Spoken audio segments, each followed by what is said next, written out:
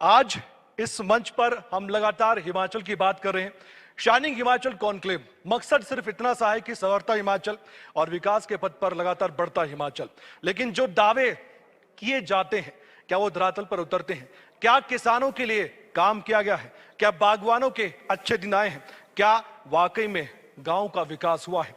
बहुत से सवाल हैं मन में, आपके भी हमारे भी। उन्हीं का जवाब लेने के लिए हमारे साथ मौजूद है इस समय इस खास मंच पर वीरेंद्र कंवर, कृषि मंत्री, किसानों के लिए काम करने वाले नेता और गांव का विकास करने का दम भरने वाले नेता। ये 4 साल का सफर जो आपकी सरकार का रहा है, या आपने जब से जिम्मा अपने डिपार्टमेंट का संभाला है, जो डिपार्टमेंट आपके पास है, आप कह सकते हैं कि आप संतुष्ट हैं? आपने जो सपने देखे थे अपने डिपार्टमेंट को आगे ले जाने के लिए, क्या वाकई में वो सपने साकार होते आप देख रहे हैं, या अभी कुछ कमी आपको दिखाई देती है? सबसे पहले मैं आपका आभार व्यक्त करता हूं कि आपने मुझे ये मंच प्रदान किया है। मेरे पास कृषि विभाग का जिम्मा आया है। मैं धन्यवाद करता हूं अपनी प्रदेश के माननीय मुख्यमंत्री जी का कि जिन्होंने प्राकृतिक खेती को किसानों के लिए एक विकल्प के रूप में जो है वो चुना है। क्योंकि हिमाचल प्रदेश का छोटा किसान है, सीमांत किसान है, उसके पास बहुत ज़्यादा ज़मीन नहीं है। लेकिन हम देख रहे थे कि ये जो हमारी हरित क्रांति आई, इसके बाद जैसे जैसे जो रासायनिक खादों का और टोटल उसमें पेस्टिसाइड जब प्रयोग होने शुरू हुए, तो खेती की लागत जो थी वो ज़्यादा शुरू हो गई। और उसके कारण किसान को ये लगने लगा कि उसको उपज कम होती है लेकिन लागत ज़्यादा है, इसको कैसे कम किया जाए? कोई विकल्प नहीं था। माननीय मुख्यमंत्री जी ने प्राकृतिक खेती को इसमें चुना, पहले बजट में इसका प्रावधान किया और पहले वर्ष ही हमने 50,000 किसानों को इसमें प्रशिक्षित किया। आज 50,000 से ज़्यादा किसान जो थे वो उसमें प्रशिक्षण प्राप्त करने के बाद उन्होंने खेती को अपनाया। और जो हमने उसमें पाया कि लागत भी कम हुई, 46% लागत कम हुई और 22% जो है वो प्रॉफिट ज़्यादा हुआ। अब हमें 1.5 लाख से ज़्यादा किसान जो है, करीब 1 लाख बीघा से ज़्यादा भूमि के ऊपर जो है वो प्राकृतिक खेती को अपना रहे हैं। और दूसरा, जहाँ पर हिमाचल प्रदेश छोटा किसान है, हमारा एक बहुत बड़ी इकोनॉमी बागवानी है। बागवानी के साथ साथ यहाँ पर कैश क्रॉप में वेजिटेबल की बड़ी इकोनॉमी, 5,000 करोड़ से ज़्यादा की इकोनॉमी जो है वो यहाँ पर हो गई है। लेकिन ये एक हमारा बहुत बड़ा भाग जहाँ सिंचाई की सुविधाएं नहीं हैं, मिड हिमालय, जहाँ पर आवश्यकता है कि वो उस किसान की भी हमको चिंता करनी है।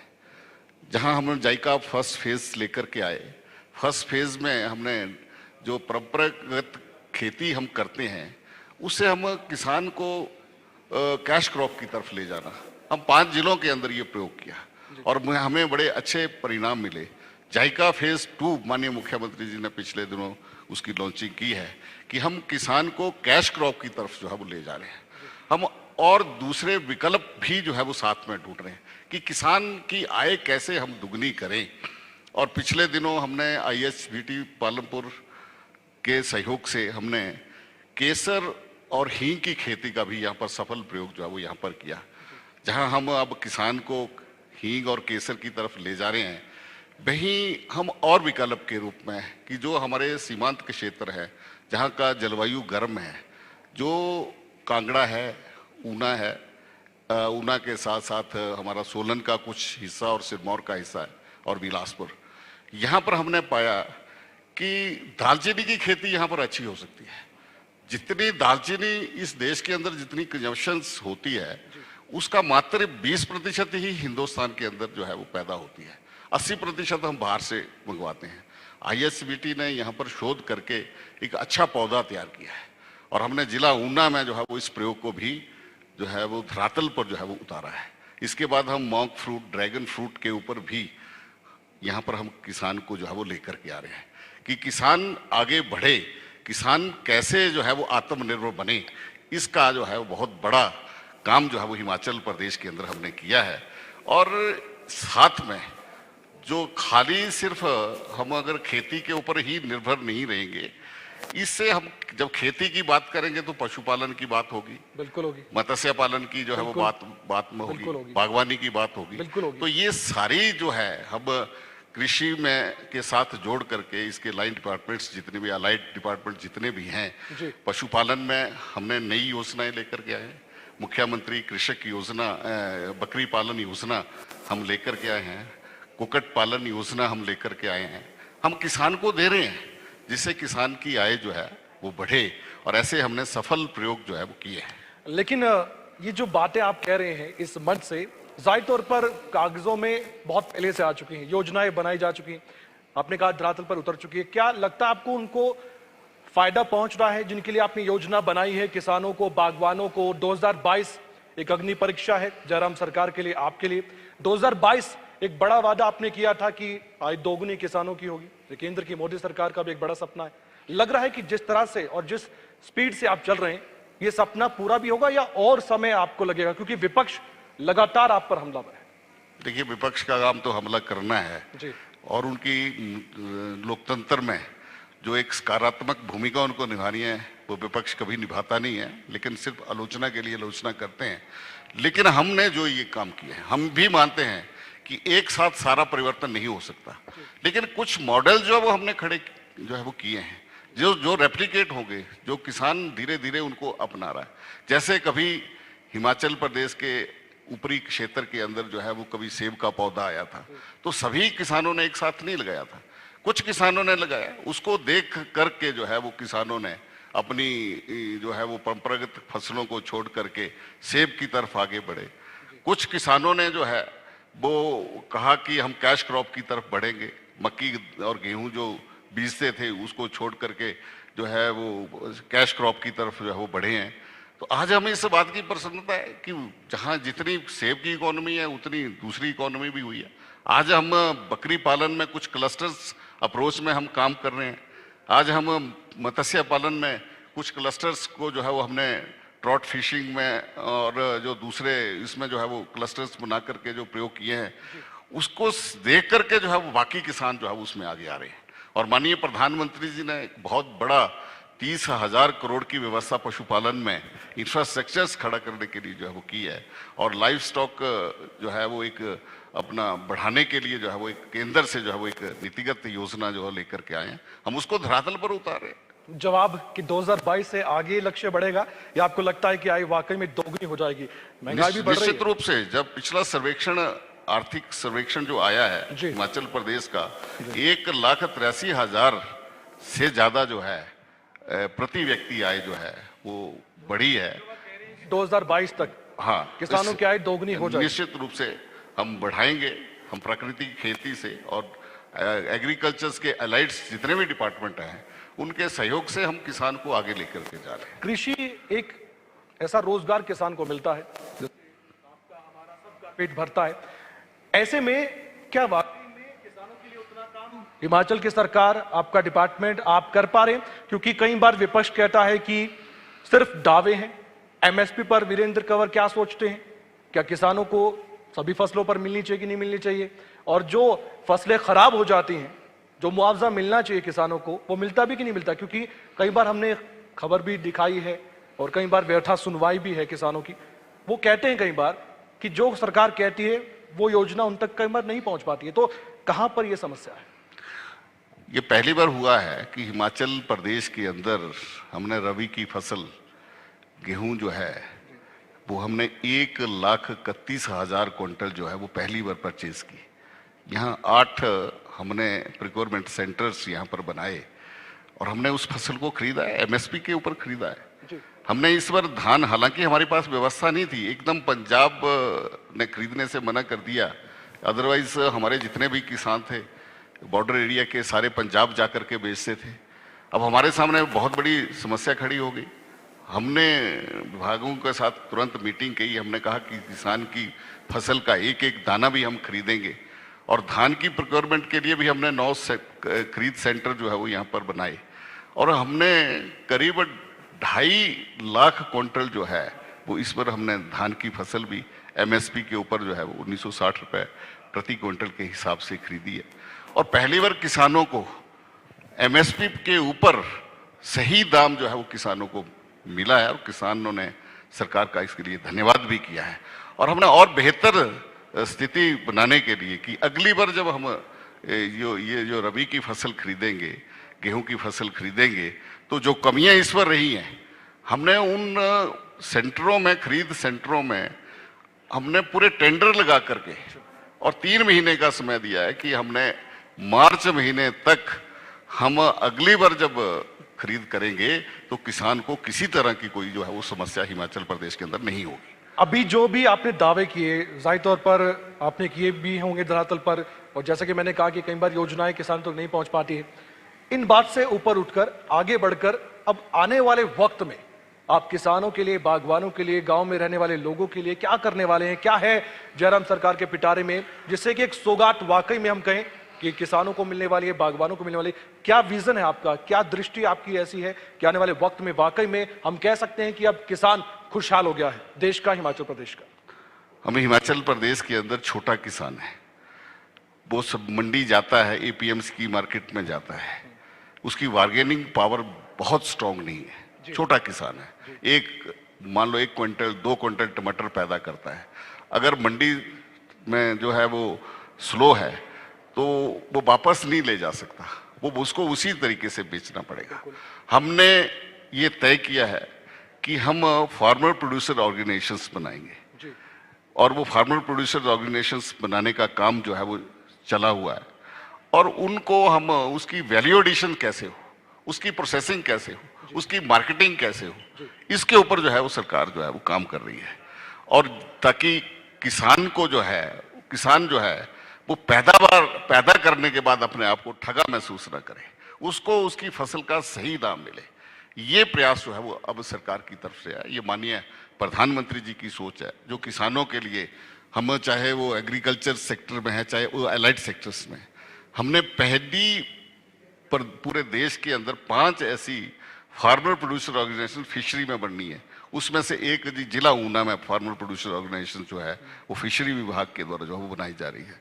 इसी तरह से एग्रीकल्चर्स में हम मैंने कहा कि कृषक बकरी पालन योजना जो चली है उसमें हम किसानों को दे रहे हैं, क्लस्टर्स में हम बकरियां जो है वो उपलब्ध करा रहे हैं, और उसकी भी हम फार्मर प्रोड्यूसर ऑर्गेनाइजेशंस बना रहे हैं, और उसके माध्यम से उसका जो दूध है उसका चीज बना करके, उसका दूध जो है वो टेट्रा पैक में करके, प्रोसेसिंग यूनिट साथ लगा करके, ऐसा करके जो है वो वैल्यू एडिशंस करके जो है वो किसान की आय को बढ़ाने का जो है वो हमारा लक्ष्य है। और हम इस और जो हम एक साथ, मैंने कहा कि हम सारे प्रदेश का काम नहीं कर सकते, सभी किसानों को नहीं कर सकते, लेकिन कुछ मॉडल्स, सक्सेसफुल मॉडल्स हमको खड़े करने हैं, वो मॉडल्स के ऊपर जो है वो हम काम कर रहे हैं। इसी तरह हमने कहा कि माननीय प्रधानमंत्री जी ने कहा 1 डिस्ट्रिक्ट 1 प्रोडक्ट, एक योजना शुरू की। हमने कहा 1 डिस्ट्रिक्ट नहीं, 1 डिस्ट्रिक्ट मोर प्रोडक्ट, कि जहाँ जहाँ जो संभव है। अब बहुत अच्छा काम हमारे सिरमौर में अदरक के ऊपर और लहसुन के ऊपर है, बहुत उसने पूरी जिले की इकोनॉमी बदल दी। वो जो लहसुन और अदरक वहाँ तैयार होता है वो पूरे देश और की मार्केट में जो है वो बड़ी तेजी से जो है वो उसको जो है वो डिमांड बढ़ रही है। हमने कहा उस अदरक की कैसे वैल्यू एडिशन हो, उसका लहसुन का कैसे वैल्यू एडिशन हो, ताकि जितना दाम किसान को मिलता है उससे ज़्यादा हो। शिमला में सेब है, अपना सोलन में टमाटर है, इस तरह अपना कांगड़ा में आलू है, ऊना का आलू है, ये जितने भी है हम हर जिला के अंदर उसके वैल्यू एडिशंस, उसने सीए स्टोर्स और उसकी मार्केटिंग, इसकी चिंता जो है वो सरकार कर रही है। आप जो योजनाएं बनाते हैं, क्या हम माने कि आम किसान, छोटा किसान, या फिर जो किसानों के बारे में बहुत सोचते हैं, जानते हैं, एक्सपर्ट्स हैं, उनसे बातचीत करके आप तमाम योजनाएं बना रहे हैं? क्योंकि अभी आपको याद है किसान आंदोलन हुआ, स्थगित हो चुका है, और किन किन बातों पर था आप जानते हैं, और अब एक कमेटी भी अपना काम करेगी। तो ऐसे में क्या वाकई में हिमाचल प्रदेश में जो मांग ऑलरेडी हुई थी किसान आंदोलन के दौरान वो चल रहा है? क्या इसी तरह काम हो रहा है? देखिए, यहाँ पर किसान आंदोलन का अंश भर भी प्रभाव नहीं था, क्योंकि यहाँ पर हमारी एपीएमसी मार्केट जो थी वो पहले से ही स्ट्रॉन्ग है, और इसके अलावा हमने अगर किसान को थोड़ा सा और स्वतंत्रता दे दी कि आप चाहे तो एपीएमसी की वहां पर मंडी में लेकर के आ जाएं। अगर आपको नहीं लगता है कि यहाँ पर जरूरी नहीं हमको आना, हमने बाहर से ही जो है वो अच्छा दाम जो है वो दिल्ली का व्यापारी या मद्रास का व्यापारी जो है वो उसको अच्छा दाम दे रहा है, तो अपने खेत से ही जो है वो अपनी उपज जो है वो बेच सकता है। लेकिन कई बार दाम किसानों को क्या मिल पाता है? बिल्कुल सही दाम जो है वो यहाँ पर मिलता है, क्योंकि कई बार आपने हिमाचल देखा ये पर- शिकायतें होती हैं, विपक्ष हमेशा ये कहता है मैंने कहा कि ना, नहीं दाम मिल पाता किसान। विपक्ष जो है वो हमेशा नकारात्मक मुद्दे निकाल करके लाता है। नकारात्मक राजनीति दुर्भाग्य इस देश का और लोकतंत्र का रहा है कि विपक्ष में होते हुए सिर्फ नकारात्मक सोच जो है वो ज्यादा पैदा होती है, लेकिन हमको सकारात्मक सोच के साथ आगे आना है।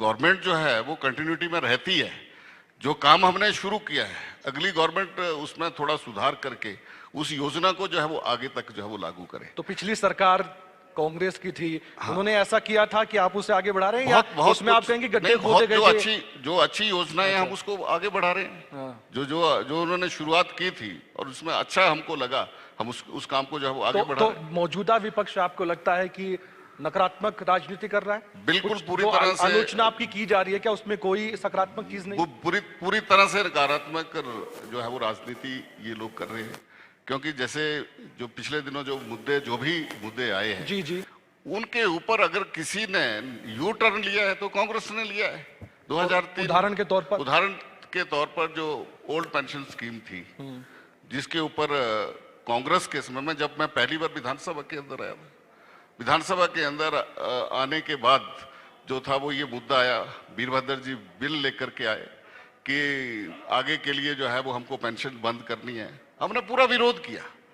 हमने उसमें ये था कि जितनी भी टोटल फ्रेश अपॉइंटमेंट्स हैं टोटल बंद कर दी। उन्होंने कहा कि अगर वर्किंग पोस्ट अगर भरनी भी होगी तो उसको कॉन्ट्रैक्ट पर भरेंगे। और उसके ये जो इसके करने से जो था वो केंद्र से प्रदेश की सरकार को 600 करोड़ रुपए मिलना था, हर साल 200 करोड़ मिलना था। 200 करोड़ के लालच से जो है वो ये सारी चीजें जो थी वो बंद कर दी गई प्रदेश के अंदर, और अब कह रहे हैं कि अगर हम सत्ता में आए तो फिर से लागू करेंगे। लेकिन ये जनता से, कर्मचारियों से कांग्रेस को इस चीज के लिए माफी मांगनी चाहिए। ये एक नकारात्मक सोच का लोकतंत्र में एक उदाहरण है। मुकेश अग्निहोत्री जी हमारे साथ जुड़ेंगे और वो कहते हैं कि अब ये सरकार जाने वाली है, इसका समय आ वो उनको लग रहा है, उनको दृष्टि दोष हो गया है। अच्छा उनकी दृष्टि में फर्क पड़ गया है। अच्छा, चुनाव आते हैं जाते हैं, चुनाव में परिणाम बाई इलेक्शंस होते हैं। बाई इलेक्शन से पहले लोकसभा के चुनाव हुए, 4-0 हुए, उसके बाद फिर हुए, फिर 4-0 हुए, फिर बाई इलेक्शन हुए 2 विधानसभा के, उसमें 2-0 हुए। इस बार थोड़ा हमारे से कोई चूक हो गई जिसके कारण हमें कोई कमी आ गई। 1 वर्ष का समय है। किस चीज की चूक हुई आपसे? हो सकता है कि हमें चुनाव लड़ने में हमने थोड़ा हमारा ढीलापन रह गया। जी, जी। वो कमी रह सकती है। हमने इसका मंथन किया है। जी और भारतीय जनता पार्टी विश्व की सबसे बड़ी पार्टी है, जी, और पार्टी बड़ी होने के कारण इसका भारतीय जनता पार्टी का जो कार्यकर्ता है वो एक लक्ष्य से बंधा हुआ है कि हमको एक लक्ष्य की तरफ जो है वो बढ़ना है। जी। हम फिर से कार्यकर्ताओं के बीच में जाएंगे, पक्ष रखेंगे, और अगला चुनाव जब 2022 का आएगा हम सत्ता में लौटेंगे। ये हमारा। मंत्री जी बहुत संक्षेप में, आपके डिपार्टमेंट से संबंधित आपने बहुत जवाब दिए। अब ये बताइए कि क्या वाकई में पंचायतें सशक्त हुई, क्या वाकई में गांव में विकास हुआ, और किसान बागवानों की जैसे मैंने कहा कि क्या अच्छा? बहुत संक्षेप में इसका जवाब। मैं आपको संक्षेप में ही उसका उत्तर दूंगा कि जब मैंने सत्ता में आने के बाद मुझे विभाग की जिम्मेदारी मिली, ग्रामीण विकास विभाग, तो मैं सिर्फ एक डिपार्टमेंट एक योजना की बात करूंगा। 200-250 करोड़ रुपया मनरेगा में खर्च होता था। हमने नीति में परिवर्तन किया। हमने कहा कि मनरेगा कन्वर्जेंस में काम करेंगे, हम सभी योजनाओं को कन्वर्जेंस में करके हम काम करेंगे। आज 4 साल के बाद हम 1200 करोड़ तक जो है वो पहुंचे हैं। 200 से 1200 करोड़ की जो है वो यात्रा हमने की है। पंचायतें सशक्त हुई, पंचायतों ने काम किया, छोटे छोटे काम नहीं किए, बड़े बड़े काम किए। हमने कहा कि जो रास्ते बनेंगे 1 साल के लिए नहीं, 20 और 25 साल के लिए बनेंगे। एम्बुलेंस रोड बनेंगे, मोक्ष धाम बनेंगे। नई योजना हम लेकर के आए, मुख्यमंत्री 1 बीघा योजना हम लेकर के आए। हम पंचवटी योजना जो है वो यहाँ पर लेके आए। मुख्यमंत्री ग्राम कौशल योजना लेकर के आए। गांव के अंदर हमने कुछ मॉडल्स जो हैं कुछ परिवर्तन किए हैं और उनको देख करके आज हम अपने जनप्रतिनिधियों का एक्सपोजर विजिट वहाँ पर करवा रहे हैं, वो आगे बढ़ रहे हैं। और उसी तरह से हम कृषि को भी एक नई दिशा के साथ हम जहाँ प्राकृतिक खेती के को जो है और इसके जो एलाइड डिपार्टमेंट कि हम कृषि को सिर्फ कृषि के हिसाब से नहीं, पूरे समग्र दृष्टि से जो अब हम सोच करके जो है उसमें हम पशुपालन भी है, बागवानी भी है, मत्स्य पालन भी है, इसके साथ जो है वो हम आगे बढ़ रहे हैं ताकि किसान समृद्ध हो। छोटी हमारी जमीन है लेकिन किसान समृद्ध हो। और हिमाचल प्रदेश जो है वो एक जैसे ये मॉडल पूरे पहाड़ी प्रदेशों का बना है वैसे ये शिखर पर पहुंचे, ये हमारा लक्ष्य है। भविष्य के लिए आपको बहुत बहुत शुभकामनाएं। यूं ही आप काम करते रहें और हिमाचल चमके, यही हमारी उम्मीद है पूरी। और एक दिन ऐसा होगा कि चारों तरफ हिमाचल चमकता रहेगा और उसकी चमक पूरी दुनिया देखेगी। बहुत बहुत शुक्रिया। वीरेंद्र कंवर हमारे साथ जुड़े थे और सवालों के जवाब बेबाकी से उन्होंने दिए। बहुत बहुत शुक्रिया सर हमारे साथ जुड़ने के लिए। शुक्रिया मंत्री जी आपका, और बेहद शानदार ढंग से आपने जवाब दिए हैं। आपकी बातों से लगता है कि आप किसानों के हित में लगातार काम कर रहे हैं। उम्मीद है किसानों को भी लगता होगा। आपसे आग्रह है कि आप मंच पर बने रहें। खबरें तक के संपादक नासिर कुरैशी को मैं बुलाना चाहूंगी मंच पर आप आए, और हमारे वरिष्ठ सहयोगी अनिल मनचंदा जी भी मंच पर आए। एक स्मृति चिन्ह भेंट कर मंत्री जी को इस कार्यक्रम को यादगार बनाएं। तो शाइनिंग हिमाचल कॉन्क्लेव कृषि मंत्री वीरेंद्र कंवर की ओर से बताया गया कि किसानों के लिए क्या किया गया, किसानों को क्या सपने दिखाए गए थे, कितने पूरे किए गए, किसानों के कितने अच्छे दिन आ पाए, अभी कितना किया जाना बाकी है और अभी कितना किया जाएगा। आगामी चुनाव को लेकर भी आश्वस्त ये नजर आए हैं। विपक्ष को भी मंच से जमकर घिरा है। बहुत शुक्रिया आपका इस कार्यक्रम में आने के लिए, अपनी बात रखने के लिए।